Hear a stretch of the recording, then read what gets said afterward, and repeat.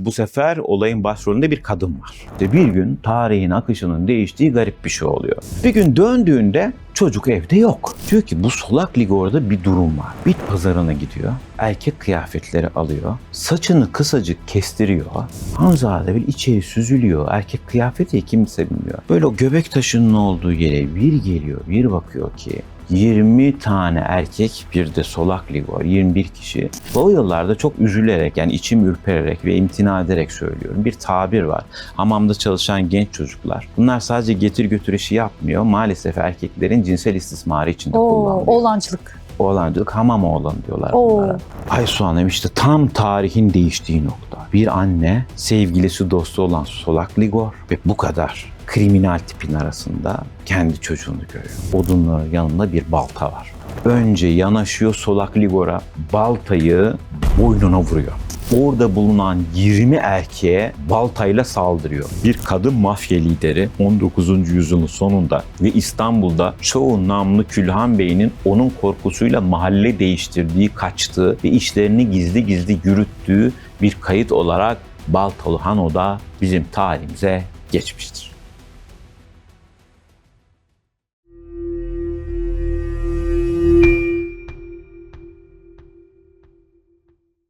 Efendim merhabalar, hoş geldiniz. Seri Katiller bölümümüze devam ediyoruz. Bugün Baltalı Hano'yu konuşacağız Koray Hocam'la beraber. Hoş geldiniz hocam. Hoş bulduk, teşekkür ediyorum. Yine çok enteresan. Hem de nasıl. Çünkü bu sefer olayın başrolünde bir kadın var. Bir kadın var ve şimdi hikayesini size anlatacağım. Ama dilerseniz hikayesini anlatmadan önce şu ortamı kısaca birkaç dakika anlatmak istiyorum. Bakın, İstanbul'un Avrupa'ya açılan kapısı Pera, bugünkü İstiklal. Bizi kaç yıllarına götürüyorsunuz? Sizi 1880'li yıllara götürüyorum. Bayağı eski. Çok eski yıllara götürüyorum. 19. yüzyılın sonlarına. İstanbul'un batıya açılan kapısı ve içinde yabancılar, Levanten diyoruz biz bunlar. Levantenlerin yaşadığı, gayrimüslim azınlıkların yaşadığı, bütün sermayenin, paranın döndüğü, ilk apartmanların yapıldığı, pırıl pırıl tramvayların işlediği, aydınlatılan belediye hizmetlerinin harika olduğu Pera'dayız, İstiklal. Fakat her yüksekliğin bir de korkunç yamaçları vardır, değil mi? O korkunç yamaçlardan birisi neresi? Pera'nın hemen yanındaki bizim Galata, yani Surdibi dediğimiz, bakın eski Galata'dan görüntü, şu an muazzam yer. Surdibi dediğimiz Galata, Tophane ve Kasımpaşa. Buralar bakın burada 72 millet yaşıyor gördüğünüz gibi. Fakat bizim şu Surdibi dediğimiz Galata Kulesi'ni görüyorsunuz. Bakın burada sokak da görünüyor. Bir kadın ve bir muhtemelen hayat kadını bu buralarda. Çok affedersiniz, genel evlerin olduğu, her türlü baloz denilen aslında eğlence yeri, balo yeri ama değil. Çok düşük sosyoekonomik, bütün suçlu kriminal tiplerin toplandığı, içkili mekanların olduğu, batakhanelerin olduğu diyeyim bir yer. Buranın çoğu yerine bakın, polislerimizi burada görüyorsunuz. Bakın burası Dolapdere'deki Feridiye Karakolhanesi. Buradaki, o zamanki hali. Evet, polislerimiz burada da bakın, yine polislerimiz var. Polislerimiz var ama o günün koşulları çok sıkıntılı. Çünkü Osmanlı Devleti hem iç isyanlarla uğraşıyor, Balkanlar alev alev, hem Rusya ile büyük savaşlar yapıyoruz. Biliyorsunuz Yeşilköy'e kadar geldiler. Devlet iç güvenlik konusunda sıkıntıya çıkıyor. Sıkıntıya çıkınca bakın şurada, daha sonra ben ayrı ayrı anlatacağım, izleyenlerimiz görsünler. Hemen şurada İstanbul'un en azılı şeyleri var. Mafya. Gangsterleri var. Osmanlı dönemindeki ve bunların da Kahire ekseriyeti ya Rum ya Ermeni. Şimdi bakın şurayı da göstereyim size. Şimdi Galata sokaklarında, yani şu arka sokaklarda, sur dibinde, şu batakhanelerin olduğu yerlerde şu tip insanları görürsünüz. Bu tip insanlar nedir? Bakın kaması var. Böyle omuzunda ceketi var. Kartal kanat diyoruz biz buna. Fesini yan devirmiş. Bunlar haraç yiyen. Şurada gördüğünüz kantocu kadınlarla bunları, çok affedersiniz o günün tabiriyle söylüyorum, kapatma ya da sevgili metres olarak tutan, sürekli hırgür çıkaran, bakın polis kayıtlarına geçmiş. Şurada da çetelerden bir örnek var. Şöyle etraflarına çeteler toplamış insanları görüyoruz biz bunu. Şimdi bu ortam içerisinde diğer bence şeye geçebiliriz. Bu ortam içerisinde bir kızcağızdan bahsedeceğim. Çok olacaksınız. Çok olacak. Tarihin ilk bakın, kabadayısı. Evet, kadın mafya lideri. Mafya lideri ve aynı zamanda seri katil. Bakın bu fotoğrafın ihtilaf var. Birisi bir Rum kadına ait olduğu söyleniyor. Birisi de Baltalı Hano'ya ait olduğu söyleniyor. Ama biz bunu kullanıyoruz bunu. Şimdi buradaki adamı da tanıtacağım. Burada da Baltalı Hano'nun temsili bir resmi var. Şimdi diyeceksiniz ki hocam bu ne resim var? Şimdi hepsini açıklayacağım. Şimdi karışık geldi ama iyi dinleyin. Şimdi açıklıyor. Şimdi bu ortamı anladık mı? Anladık. Evet. Sizi Kasımpaşa'ya götürüyorum. Kasımpaşa o dönemlerde dediğim gibi Pera'nın yan karanlık taraflarından birisi. Sosyoekonomik çok düşük bir belde. İnsanlar orada gerçekten böyle sıkıntılı ama aynı zamanda tabii İstanbul'un çevresinde tarım da yapılıyor. Bugünkü İstanbul gibi düşünmeyin. Yani Üsküdar'da da tarım yapılıyor ve Kuzguncuk'ta da Çengelköy'de de vesaire. Orada yoksul bir ailenin çocuğu dünyaya geliyor. Adı Hanzade. Hanzade'nin babası çok yoksul. Annesi de yoksul. Ne yapıyor? Yoksul bir çiftçi çocuğu, çiftçi kızı olarak tarlada, bahçede annesine babasına yardım ediyor. Karınlarını zor doyuruyorlar. Hani kışın ısınmayan, yazın boğucu bir yoksul bir köy evinde, Kasımpaşa'daki evde yaşıyorlar. Fakat tabii ki o yıllarda yoksulluğu aşmanın bir yolu var. Kızı nasibi çıkan zengin birisiyle evlendirmek. Hanzade'ye de çok küçük yaşta, yani çok küçük yaşta dediğim 14 yaşında. 14 yaşında biraz ondan bayağı yaşlı ama böyle hali vakti yerinde olan bir kısmeti çıkıyor. Babası Hanzade'yi onunla evlendirmeye karar veriyor. Kayıtlardan öğrendiğimize kadar Hanzade onunla evlenmek istemiyor. Ama başka çaresi de yok. O günün kadınları, bugünkü sizler gibi ayakları üzerinde duran, haklarını almış kadınlar değil, gölgedeler. Şimdi evleniyorlar, ne yapalım, kader kısmet. Hani bir şekilde en azından ailemin de benim de karnım doyacak. Bu yoksul hayattan kurtulacağım diyor. Evleniyorlar. Bir de çocukları oluyor, bir oğlu oluyor bundan. Fakat çocukları 6 yaşına geldiğinde Aysu Hanım, Hanzade'nin bu yaşça büyük, varı variyeti de olan kocası ölüveriyor hastalıkta. Miras tabii ona kalıyor. Hanzade'ye kalıyor. Fakat şimdi o yıllarda, yani 19. yüzyılın son yıllarında bir kadının, bugünkü gibi düşünmeyin lütfen, tek başına yaşaması, birilerinin ona tebelleş olmadan, bela olmadan yaşaması mümkün değil. Hele hele biraz da parası varsa, hele hele Kasımpaşa gibi bir yerde de oturuyorsa, etrafın, çok affedersiniz, iti uğursuzu, belalısı kapısına dayanmaya başlıyor. Kadın başına nasıl mücadele edecek? O sıralarda babasını da kaybetmiş. Bir anacığı kalmış, bir kendisi. Bakıyor ki bu işten çıkış yolu yok. En azından kendisine makul bulduğu, yine bu belalı tiplerden birisi olan, kendisini koruması, çocuğuna sahip çıkması, diğer belalardan koruması için bir adam ki o da kapısına dayanıp sürekli gönlünün olduğunu söylüyor. Şu adam. Adı Solak Ligor. Neden Solak Ligor diyorlar?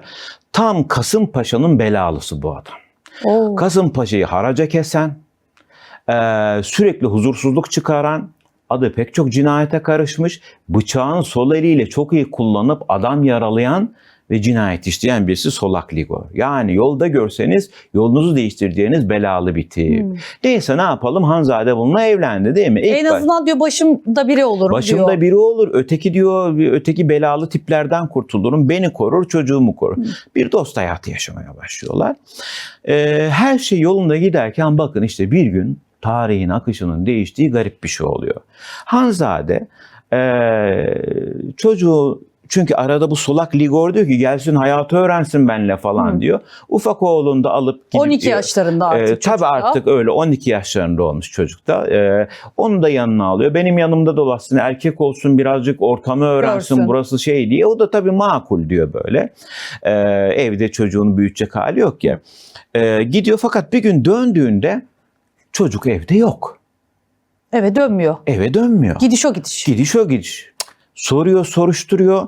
Solak Ligor geliyor akşam tabii böyle şeyle. Diyor ki çocuk yok. Çok garip bir şey oluyor. Diyor ki döner, merak etme. Soframı kur bakalım benim diyor.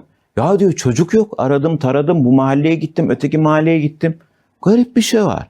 Solak Ligor çocuğun kayboluşu üzerine durmuyor.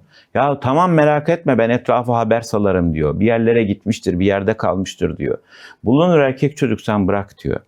Anne yüreği tabii, olur mu çocuk? O da düşkün oğluna. Çok düşkün, bir tane evladı var. Bir gün geçiyor, hafta geçiyor. Ana bu yana yana dolaşıyor. Solak ligor buna önemsemiyor ama o mahalle mahalle geziyor, haber salıyor, gidiyor, gördünüz mü o bütün çevre. Yok, çocuktan haber yok. Fakat bir süre sonra solak ligor ya tamam buluruz, haber saldım falandan bırakıyor diyor ki bırak ya unut artık diyor. Unut diyor bunu falan. Nasıl unut şimdi? Bir bakıyor ki garip bir şekilde çocuğu bulma her hamlesini ya önemsizleştiriyor ya da ötelemeye çalışıyor. Bir süre sonra Aysu Hanım, hani aylar geçiyor, anne yüreği bu. Tabii çocuğu yok, biricik evladı yok.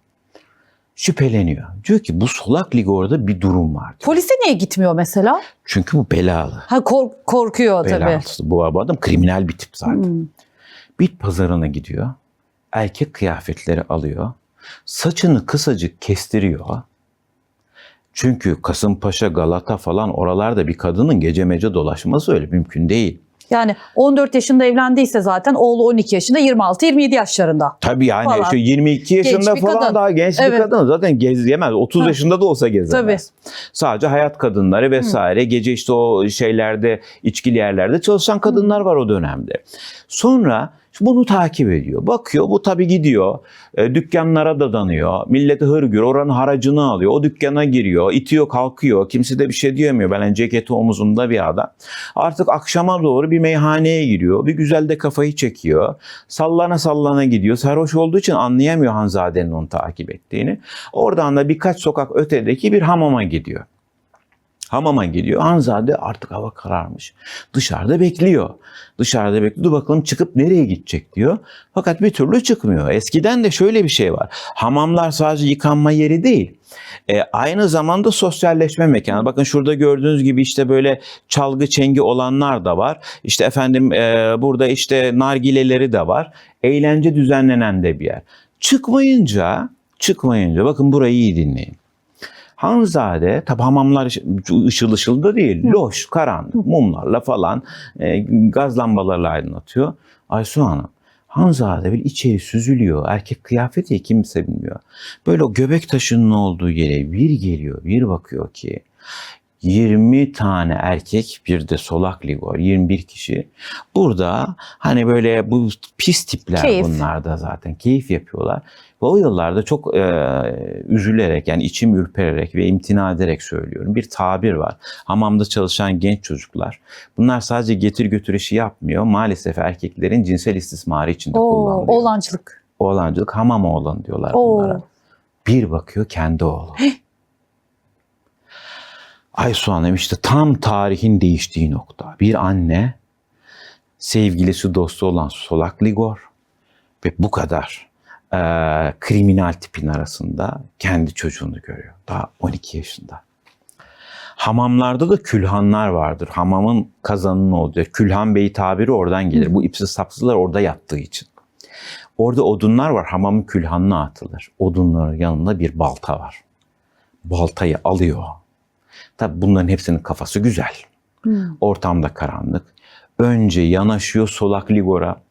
Baltayı boynuna vuruyor. Tabii ne olduğunu anlayamadan ikinci bir darbe başını boynundan, gövdesinden ayırıyor. Tabii insanlar ne olduğunu anlayana kadar sırayla orada bulunan 20 erkeğe baltayla saldırıyor. Tabii bunlar sarhoş, yerler kaygan, ne olduğunu anlayamıyorlar. Hepsini tek tek öldürmekle kalmıyor. Başlarını gövdelerinden ayırıp bu göbek taşına diziyor. Oğlunu da elinden tutuyor, üstünü giydiriyor, eve gidiyor. Tabii sabah bir görüyorlar, katliam var hamamda. Ortalık mezbahane gibi olmuş. Fakat Osmanlı mahkeme kayıtlarında ben şunu okudum. Kadınlar cinayet işlediği zaman sosyal hayatta çok olmadıkları için, bedenen erkeklerden daha güçsüz oldukları için biyolojik olarak mahkeme kayıtlarında, sorgularda memurlar kadına muhakkak şunu soruyorlar. Sen bunu yapmamışsındır. Sana kim yardım etti?